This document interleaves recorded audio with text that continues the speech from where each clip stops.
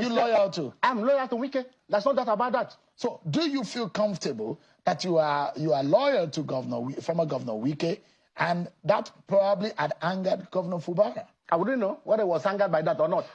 But as far as I can remember, he was angry that I insisted on conducting a matter in accordance with the understanding of the law. Do you feel it's some kind of disloyalty working for Governor Fubara and being loyal to Governor Wike? I never applied to work under Governor Fubara. I was invited to serve under him. Even after my first resignation on 14th November, I never wanted to come back as a president.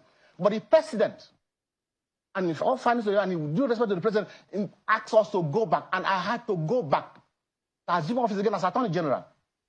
Governor Fubara can never be any misconception as to where my loyalty lies.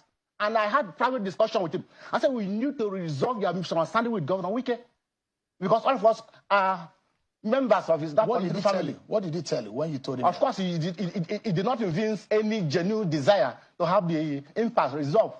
I'm to say that there are those on the outside who feel that the trouble is coming from Nyesom Wike's side and not of Fubara. There are those who see similarly Fubara as a peace lover, gentleman, milk, and they think that the troublemaker is your side of the political divide. I'll give you 2 instances to show that he's not the kind of person people think he is. He's not a peacemaker. Let me give you 2 instances. You remember that I have been on leave of absence from River State University. That's my place of primary assignment. Now, when I resigned on the 24th of April, 2024, Governor Fubara thought that I would want to return back to the university. I'm aware that he had directed the management of the university not allow me to return to the university. That cannot be a decision taken by a person of peaceful disposition. Secondly, a customary call was to establish my own community at Ataba.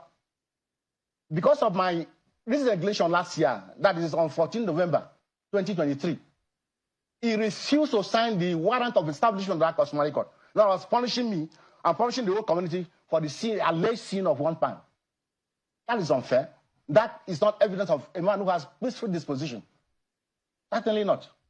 In this matter that is ongoing, because now, if you look at the new development ongoing right now, there is a factional Okujumbo, factional Speaker of the House of Assembly in Rivers State.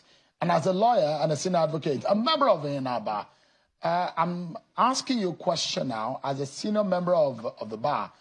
What do you think is going on, legally speaking? What is the implication? Well, I don't know what game they are playing.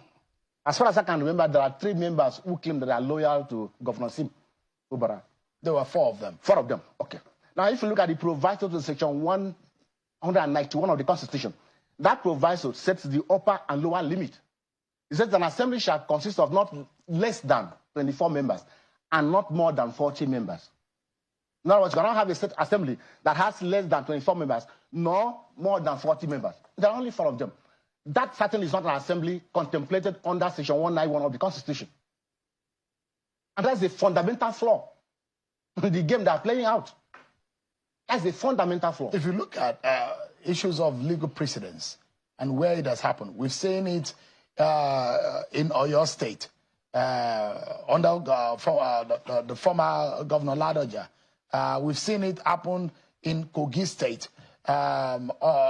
We've seen it happen in several states of Nigeria where there are smaller numbers of people. I've seen this gone to the very top. We've seen assembly crises and the state. We've seen it happen in Adamawa State. Over the years, all of these feud between the assembly and the executive culminating into the impeachment of the governor. The question is that what happens when the manner in which the assembly is upturning the decision or the legal intent of the governor on the bills that have been passed? Nothing less than 4 or 5 bills have been passed against the interest and the position of the governor of the state. What do you think is going on? The assembly has the legislative power to enact laws. And the framers of the Constitution contemplate that there might be a situation where the government may decline to grant its assent to a bill. They therefore provided that where that happens, you have to take that bill back to the assembly again and go through the process of passage, go through the whole hog of passing that bill. And if by 2/3 majority, they really pass that bill afresh, then that bill becomes law. and the consent, the assent of the governor is dispensed with. I didn't frame that provision. So the assembly is entitled to take advantage of that provision. So and that's what exactly those who say it is legislative rascality, that cannot be. In Rivers State, it would be unfair to describe that as legislative rascality. It would be unfair because if the constitution, if the constitution denotes a power to an assembly, and the assembly exercises that power, how dare you describe that as legislative? There's a lot of issues that people are raising, and they are regarding as illegality in what is happening in Rivers State. In fact, the intervention of the president has been referred to an unconstitutionality and illegality. I wouldn't want to comment on it because there are several issues pending in court, questioning the validity of that presidential peace pact. And it would be unfair of me as a member of the INABA to express my personal opinion on that issue.